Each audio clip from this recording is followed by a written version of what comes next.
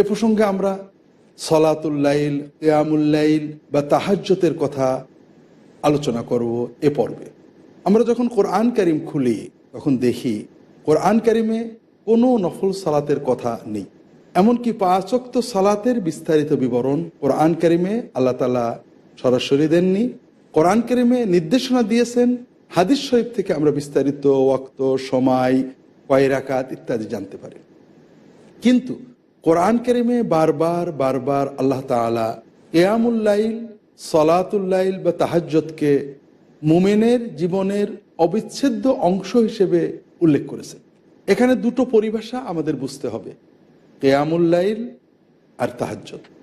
আবার কিয়ামুল লাইলকে সলাতুল লাইলও বলা হয়। কিয়ামুল লাইল অর্থ রাতের দাঁড়ানো, সলাতুল লাইল অর্থ রাতের সলাত। সলাতুল ইশার পর থেকে সলাতুল ফজরের ওয়াক্ত হওয়ার পূর্ব পর্যন্ত রাতের যে কোনো সময়ে যে নফল সালাত আমরা আদায় করি এটাকে কিয়ামুল লাইল, রাতের দাঁড়ানো, রাতের কিয়াম, অথবা সলাতুল লাইল, রাতের সলাত বলা হয়। এটা হাদিস শরীফে এভাবেই বলা হয়েছে। অর্থাৎ একটু ঘুম থেকে উঠে শরীরটা একটু ফ্রেশ করে নিয়ে মনোযোগ দিয়ে যদি আমরা সালাত আদায় করি, বিশেষ করে শেষ রাত্রে হয়, তাহলে অনেক সওয়াব। তবে শেষ রাত্রে হোক বা ঘুমাতে যাওয়ার আগে হোক, কিছু সময় আল্লাহর মুমিন বান্দারা রাতের কিছু সময় সালাতে কাটান, এটা কোরআন কারিমে বারবার উল্লেখ করা হয়েছে। আল্লাহ তাআলা কোরআন কারিমে মুমিনদের পরিচয় দিতে যে বলেছেন, আস-সাবিরিনা ওয়াস-সাদিকিনা ওয়াল কানিতিনা ওয়াল মুনফিকিন ওয়াল মুস্তাগফিরিনা বিল আসহার। জান্নাত পাবে যে সকল মুমিন, তাদের পরিচয় কি? তারা সবর করে, সত্য কথা বলে, আল্লাহর পথে ব্যয় করে, আল্লাহর জন্য বিনয়ে আল্লাহর কাছে দোয়া করে এবং শেষ রাত্রে, রাতের শেষ প্রহরগুলোতে, শবে সাদেকের আগের সময়গুলোতে আল্লাহ তাআলার কাছে ক্ষমা চায়। কিভাবে? সাজদায়। যে অন্য আয়াতে আল্লাহ তাআলা বলেছেন, ওয়া ইবাদুর রহমানিল্লাযীনা ইয়ামশুনা আলাল আরদি হাওনা ওয়া ইযা খাতাবাহুমুল জাহিলুনা ক্বালু সালামা। আল্লাহ তাআলা তার প্রিয় বান্দাদের, সত্যকার নেককার বান্দাদের পরিচয় দিয়ে বলছেন যে দয়াময় রহমান আল্লাহর যারা বান্দা, তারা বিনয়ের সাথে জমিনের উপর চলাচল করে, জাহেলরা যখন তাদের সাথে কথা বলে তারা বলে শান্তি। আল্লাযীনা ইয়াবিতুনা লিরাব্বিহিম সুজদাও ওয়া কিয়ামা, যারা তাদের রবের জন্য রাত্রিতে সাজদায় এবং দাঁড়িয়ে দাঁড়িয়ে সময় কাটিয়ে দেয়। অন্য আয়াতে আল্লাহ তাআলা সত্যিকার মুমিনদের পরিচয় দিয়ে বলেছেন, তাতাজাফা জুনুবুহুম আনিল মাদাজি ইয়াদউনা রাব্বাহুম খাওফাও ওয়া তামা। বিছানা থেকে সরে থাকে তারা, বিছানায় পাশ না দিয়ে ভয়ে, আকুতিতে, মহব্বতে, প্রেমে তাদের রবের ডাকতে থাকে, দোয়া করতে থাকে, সেজদায় যে দোয়া করে, সালাতের ভিতরে দোয়া করে। এভাবে আমরা কোরআন কারিমে বিভিন্ন স্থানে মুমিনদের বর্ণনায় দেখছি তারা রাতের গভীরে আল্লাহ তাআলার সাথে কথা বলেন, সালাত কায়েম করেন, অর্থাৎ কিয়ামুল লাইল কায়েম করেন, বিছানা পড়েই থাকে, তারা দাঁড়িয়ে সাজদায় যে সময় কাটিয়ে দেন, আল্লাহ তাআলার কাছে ইস্তেগফার করেন এর মাধ্যমে। এগুলো হলো সত্যিকার মুমিনদের বৈশিষ্ট্য, যা কোরআন চিত্রিত করেছে। কাজেই কোরআনের আলোকে একমাত্র নফল ইবাদত, যেটা মুমিনের অন্যতম বৈশিষ্ট্য, মুমিনকে করতেই হবে, নফল হলেও মুমিনের জীবনের সাথে অবিচ্ছেদ্যভাবে জড়িত, সেটা হলো কিয়ামুল লাইল, সালাতুল লাইল, রাতের নফল সালাত। ইশার পর থেকে ফজরের আগ পর্যন্ত যত রাতের গভীর হবে তত বেশি সওয়াব, ঘুম থেকে উঠে শেষ রাত্রে হলে আরো অনেক সওয়াব। আল্লাহ রাসূল সাল্লাল্লাহু আলাইহি ওয়াসাল্লাম বলছেন, আফদালুস সালাত বাদাল মাকতুবা সালাতুল লাইল। ফরজ সালাতের পরে আল্লাহ তাআলার কাছে সবচেয়ে প্রিয় শ্রেষ্ঠ সালাত হলো রাতের সালাত, কিয়ামুল লাইল, সালাতুল লাইল বা তাহাজ্জুদ। রাসূলুল্লাহ সাল্লাল্লাহু আলাইহি ওয়াসাল্লাম অন্য হাদিসে বলছেন, আলাইকুম বিকিয়ামিল লাইল, তোমরা রাতে কিছু সালাত আদায় করবে। ফাইন্নাহু দাবুস সালিহিন মিন ক্বাবলিকুম, তোমাদের আগে যারা নেককার ছিলেন তাদের এটা অভ্যাস ছিল, তারা এটা করতেন। ওয়া কুরবাতুল লাকুম ইলা রাব্বিকুম, এর মাধ্যমে তোমরা তোমাদের রবের নৈকট্য লাভ করবে। ওয়া মুকাফফিরাতুন লিসসাইয়্যাত, এবং এর মাধ্যমে আল্লাহ গুনাহ মাফ করে দেবেন। রাসূলুল্লাহ সাল্লাল্লাহু আলাইহি ওয়াসাল্লাম কিয়ামুল লাইল ছাড়তেন না। আয়েশা রাদিয়াল্লাহু তাআলা আনহা বলছেন, লা তাদা কিয়ামুল লাইল ইন্না রাসূলুল্লাহি সাল্লাল্লাহু আলাইহি ওয়াসাল্লাম লাম ইয়াকুন ইয়াদউহা, তুমি কখনো কিয়ামুল লাইল ছাড়বে না, কারণ রাসূলুল্লাহ সাল্লাল্লাহু আলাইহি ওয়াসাল্লাম কিয়ামুল লাইল পরিত্যাগ করতেন না। অসুস্থ হলে, ক্লান্ত হলে বসে আদায় করতেন, কিন্তু একেবারে ছেড়ে দিতেন।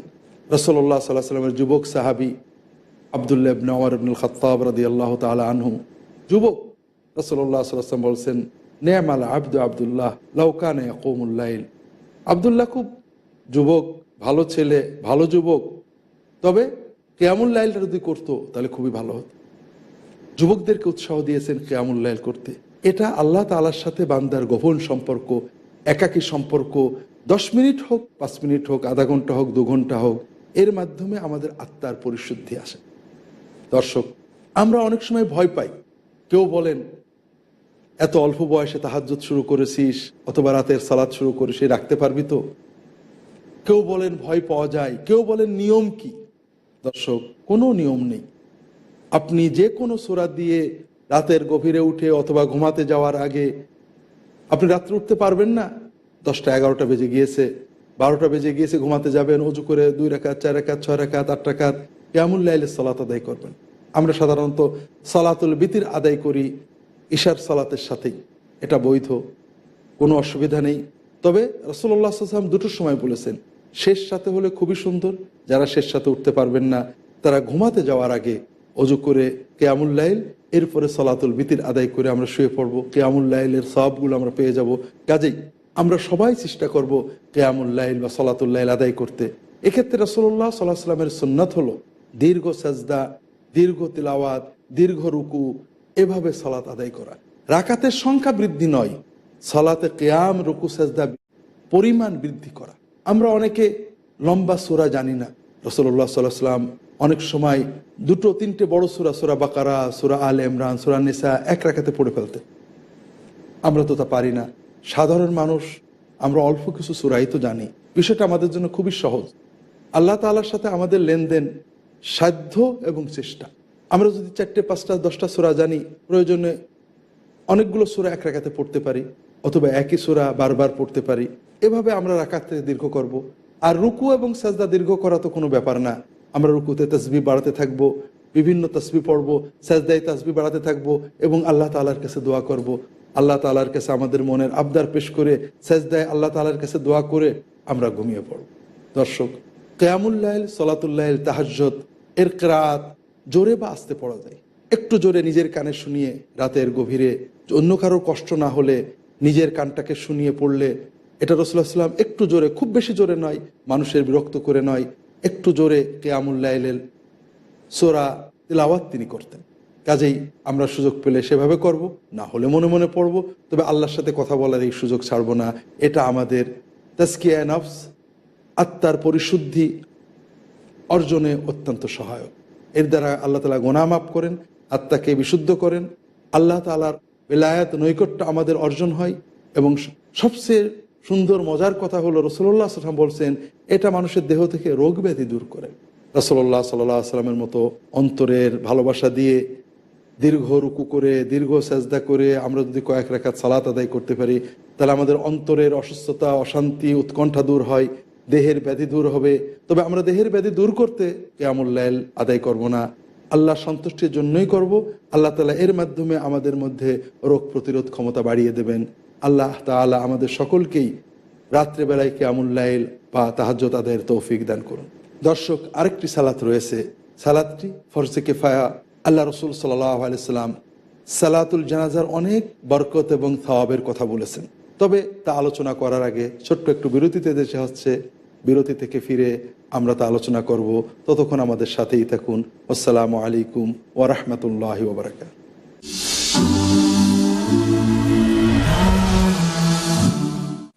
আসসালামু আলাইকুম ওয়া রাহমাতুল্লাহি ওয়া বারাকাতুহু। দর্শক, ফিরে এলাম বিরতির পর। আমরা আলোচনা করছিলাম সালাতুল জানাজার কথা। রাসূলুল্লাহ সাল্লাল্লাহু আলাইহি ওয়াসাল্লাম বলছেন, সহিহ বুখারী, মুসলিম, অন্যান্য গ্রন্থের হাদিস, মান শাহিদাল জানাজাতা হাত্তা সাল্লা আলাইহা কানা লাহু কিরাত ওয়া মান শাহিদাহা হাত্তা ইউদফান কানা লাহু কিরাতান। ক্বালু ওয়া মাল কিরাতান ইয়া রাসূলুল্লাহ? ক্বাল মিথলুল জাবালাইনিল আযীমাইন।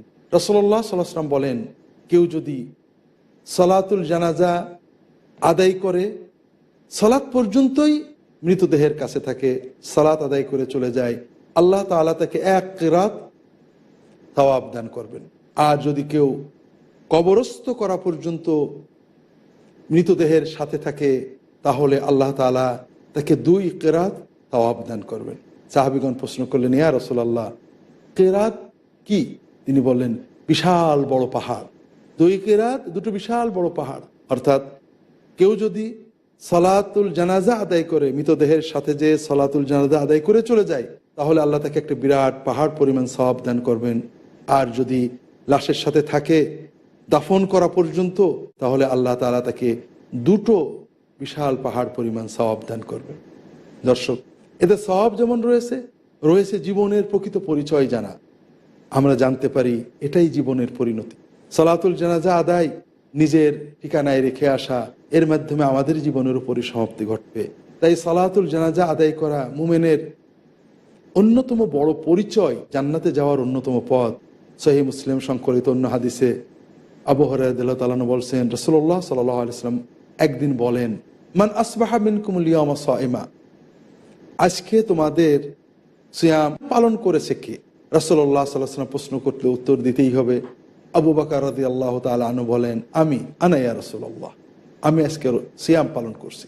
মান আতআমা মিনকুমুল ইয়াওমা মিসকিনা, তোমাদের ভিতরে আজ দরিদ্রকে সাহায্য করেছে, খেতে দিয়েছে, খাওয়ার ব্যবস্থা করেছে কে? আবু বকর বললেন, আনা ইয়া রাসূলুল্লাহ, আমি করেছি। রাসূলুল্লাহ সাল্লাল্লাহু আলাইহি ওয়াসাল্লাম তৃতীয় প্রশ্ন করলেন, মান আদা মিনকুমুল ইয়াওমা মারিদা, তোমাদের ভিতরে আজ অসুস্থ মানুষকে দেখতে গিয়েছে কে? আবু বকর রাদিয়াল্লাহু তাআলা আনহু বললেন, আনা ইয়া রাসূলুল্লাহ, আমি দেখতে গিয়েছি। মান শাহিদা মিনকুমুল ইয়াওমা জানাজা, মান ইত্তাবা মিনকুমুল ইয়াওমা জানাজা, আজকে জানাজায় শরীক হয়েছে কে? আবু বকর রাদিয়াল্লাহু তাআলা আনহু বললেন, আনা ইয়া রাসূলুল্লাহ। তখন রাসূলুল্লাহ সাল্লাল্লাহু আলাইহি ওয়াসাল্লাম বললেন, মা ইজতামা'না মি আহাদ ইল্লা দাখালাল জান্নাহ, যদি এই 4টে ইবাদত একজন মানুষ করতে পারে, ওই ব্যক্তি জান্নাতে যাবে। কাজেই আমরা সুযোগ পেলেই সালাতুল জানাজা আদায় করব এবং সম্ভব হলে মাইয়েতের সাথে গোরস্থান পর্যন্ত যাব, দাফন দেখব, আমাদের পরিণতি জানব। এভাবেই এই সালাতুল জানাজা এবং দাফনে অংশ নেওয়া আমাদের আত্মশুদ্ধিতে সহায়তা করবে।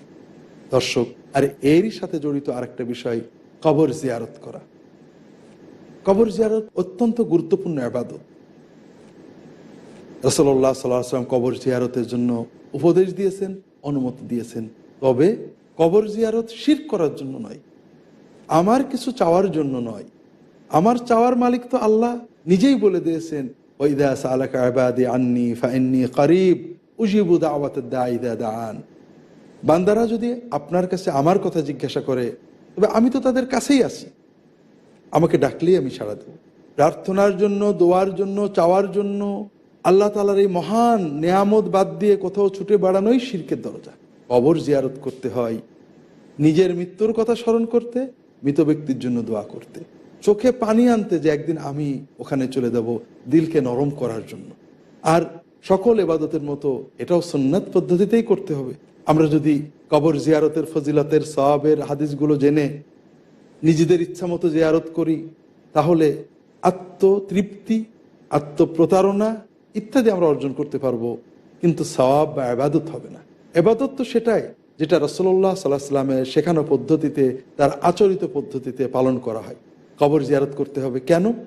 রাসূলুল্লাহ সাল্লাল্লাহু আলাইহি ওয়াসাল্লাম বলেছেন, ইন্নী কাদ নাহাইতুকুম আন জিয়ারাতিল কুবুর আলা ফাজুরুহা ফাইন্নাহা তুযাক্কিরুল মাউত, আমি তোমাদেরকে কবর জিয়ারত করতে নিষেধ করেছিলাম। প্রথম দিকে মানুষ কবর জিয়ারত করতে গেলে 2 ধরনের পাপ হয়ে যেত বলে জানা যায়।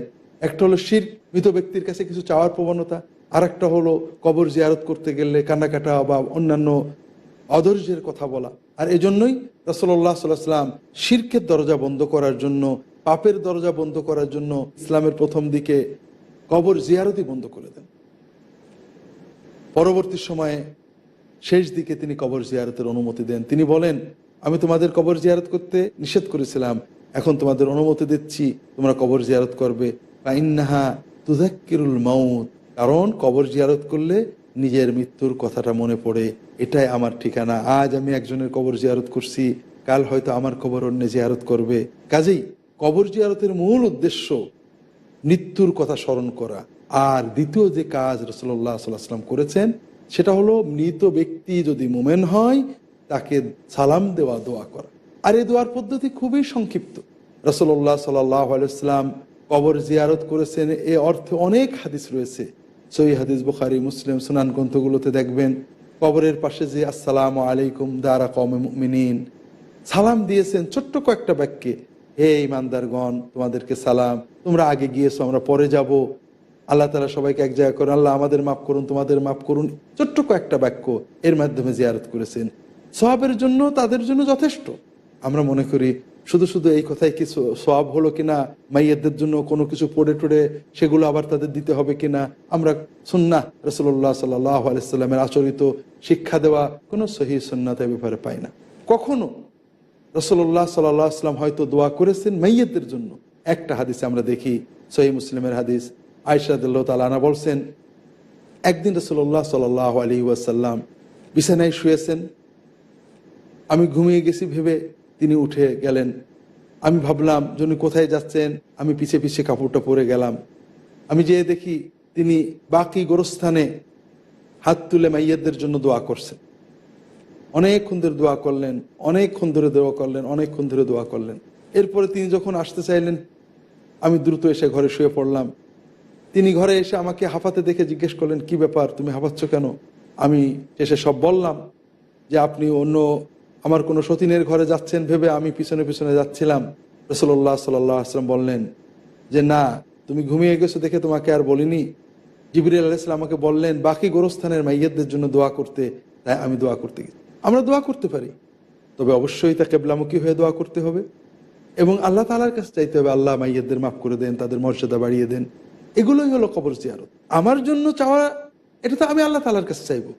আর এজন্য কোনো স্থানে যে চাইলে আল্লাহ তাড়াতাড়ি শুনবেন, এটা তো শিরকের মহা দরজা, যেটা হাদিস শরীফে রাসূলুল্লাহ সাল্লাল্লাহু আলাইহি ওয়াসাল্লাম বারবার বারবার নিষেধ করেছেন, সাহাবায়ে কেরাম নিষেধ করেছেন, আমরা পূর্ববর্তী বিভিন্ন পর্বে সেগুলো আলোচনা করেছি। দর্শক, কাজেই আমরা কবর জিয়ারত করব মৃত্যুর কথা স্মরণ করতে, মৃত ব্যক্তিদের জন্য দোয়া করতে, সালাম দেব, সুন্নাত পদ্ধতিতে সালাম দেব, এটাই তাদের সওয়াবের জন্য যথেষ্ট। আর যদি আরো দোয়া করতে চাই, আমরা কিবলামুখী হাত তুলে মাইয়াতের জন্য আল্লাহ তাআলার কাছে দোয়া করতে পারি, কিন্তু কোনো অবস্থায় যেন মনে না করি যে মাইয়াতের কাছে কিছু চাওয়া যায়, এটা শিরক। কোনো অবস্থাতেই যেন মনে না করি যে মাইয়াতের বুজুর্গের কবরের পাশে দাঁড়িয়ে চাইলে আল্লাহ তাড়াতাড়ি শুনবেন, এটাও শিরকের মহারাজপথ। কারণ কোরআন এবং সুন্নায় কোথাও ঘুণাক্ষরে আল্লাহ তাআলা বলেননি, আল্লাহ রাসূল সাল্লাল্লাহু আলাইহি ওয়াসাল্লাম বলেননি যে কোনো কবরের পাশে, কোনো আল্লাহর ওলি বা নবীর কবরের পাশে চাইলে আল্লাহ তাড়াতাড়ি শোনেন। বরং উল্টা, আল্লাহ তাআলা এটা নিষেধ করেছেন, আল্লাহ রাসূল সাল্লাল্লাহু আলাইহি ওয়াসাল্লাম নিষেধ করেছেন কবরের পাশে সাজদা করতে, কবরের পাশে সালাত আদায় করতে, কবরকে ইবাদতগাহ বানাতে নিষেধ করেছেন। কারণ চাওয়া পাওয়া নির্ভরতার জন্য তো আল্লাহ তাআলা রয়েছেন। আমি কবর জিয়ারত করব নিজের মৃত্যুর কথা স্মরণ করতে। আল্লাহ রাসূল সাল্লাল্লাহু আলাইহি ওয়াসাল্লাম হাদিসে বলছেন, আলা ফাজুরুল কবর, তোমরা কবর জিয়ারত করো, কবর জিয়ারত করলে অন্তর নরম হয়, চোখে পানি আসে আর মৃত্যুর কথা স্মরণ হয়। এজন্য কবর জিয়ারত সহিহ সুন্নাত পদ্ধতিতে আমাদের তাজকিয়া অর্জনে, আত্মশুদ্ধি অর্জনে সাহায্য করে। দর্শক, নফল সালাত এবং জিয়ারতের পরে দ্বিতীয় যে সহজ নফল ইবাদতগুলো আমাদের আত্মশুদ্ধি অর্জনে সহায়তা করে তা হলো নফল সিয়াম। ফরজ সিয়াম তো আমাদের পালন করতে হবে, নফল সিয়াম যে কোনো সময় আমরা পালন করতে পারি। সিয়াম অত্যন্ত গুরুত্বপূর্ণ ইবাদত এবং এটা সুযোগ পেলে বেশি বেশি করা ভালো। তবে কিছু সময় সুযোগ রাসূলুল্লাহ সাল্লাল্লাহু আলাইহি ওয়াসাল্লাম নির্ধারণ করেছেন, যেমন প্রতি সপ্তাহে সোমবার এবং বৃহস্পতিবারে সিয়াম পালন করা, প্রতি মাসে 3 দিন, অন্তত 13, 14, 15 আরবি মাসের 3 দিন সিয়াম পালন করা, শাওয়ালের 6টা রোজা সিয়াম পালন করা, আশুরার সিয়াম পালন করা, ইয়মে আরাফার সিয়াম পালন করা, এগুলো হাদিস শরীফে বিশেষভাবে উৎসাহ দেওয়া হয়েছে। রাসূলুল্লাহ সাল্লাল্লাহু আলাইহি ওয়াসাল্লাম বলছেন, সাওমু ইয়মে আরাফা আহতাসিবু আলাল্লাহ আইয়ুকাফিরা সানাতাল মাদিয়া ওয়াল বাকিয়া সানাতাল্লাতী ক্বাবলাহা ওয়াল্লাতী বা'দাহা। যদি কেউ আরাফাতের দিন সিয়াম পালন করে, আমি আশা করি আল্লাহ তাআলা পূর্ববর্তী এবং পরবর্তী 2 বছরের গুনাহ ক্ষমা করে দেবেন। আশুরার সিয়ামের ব্যাপারে রাসূলুল্লাহ সাল্লাল্লাহু আলাইহি ওয়াসাল্লাম বলছেন, ইউকাফিরু সানাতাল্লাতী ক্বাবলাহা। আশুরার সিয়ামের মাধ্যমে আল্লাহ পূর্ববর্তী এক বছরের গোনা, সাধারণ গোনা আল্লাহ মাফ করে দেন। শাওয়ালের 6টি রোজার ব্যাপারে আমরা জানি রাসূলুল্লাহ সাল্লাল্লাহু আলাইহি ওয়াসাল্লাম বলেছেন, মান সামা রমাদান থুম্মা আতবাহু সিত্তাম মিন শাওয়াল কানা লাহু কাসিয়ামিদ দাহর। যদি কেউ রমাদানের সিয়াম পালন করে, এরপরে শাওয়াল মাসের 6টা সিয়াম পালন করে, এটা তার সারা বছর সিয়ামের সওয়াব এনে দেবে, সারা বছর সিয়াম পালনের সওয়াব সে অর্জন করে। দর্শক, কাজেই আমরা সবাই সিয়াম পালন করার চেষ্টা করি, নফল সিয়াম সুযোগ পেলে। আর শীতকালে সহজে সিয়াম পালন করা যায়, আমরা বেশি সিয়ামের চেষ্টা করব। যে সময় কম পারবো কম করব। অনেক সময় আমরা মনে করি নিয়মিত না করলে সওয়াব হয় না, নিয়মিততে অবশ্যই সওয়াব বেশি, তবে অনিয়মিত গুনাহ নেই, যতটুকু করবেন ততটুকু সওয়াব পাওয়া যাবে। রাসূলুল্লাহ সাল্লাল্লাহু আলাইহি ওয়াসাল্লাম বলেছেন, আহাব্বুল আমালি ইলাল্লাহি আদওয়ামুহা, আল্লাহ তাআলার কাছে সবচেয়ে প্রিয় ইবাদত হলো যা নিয়মিত করা হয়, ওয়া ইন কাল্লা, কম হোক না কেন। দর্শক, নফল সিয়ামের পরে আরও কিছু সামান্য ছোট ছোট সহজ নফল ইবাদত রয়েছে যেগুলো আমাদের আত্মশুদ্ধি অর্জনে সহায়তা করে। এ পর্বে আর আলোচনা করার সময় নেই, আগামী পর্বে আল্লাহ তাআলা তৌফিক দিলে আমরা আলোচনা করব। আল্লাহ তাআলা ততদিন আমাদের ভালো রাখুন। ওয়া সাল্লাল্লাহু আলা মুহাম্মাদিন নবিয়্যিল উম্মি ওয়া আলা আলিহি ওয়া আসহাবিহি আজমাইন। আসসালামু আলাইকুম ওয়া রাহমাতুল্লাহি ওয়া বারাকাতুহু।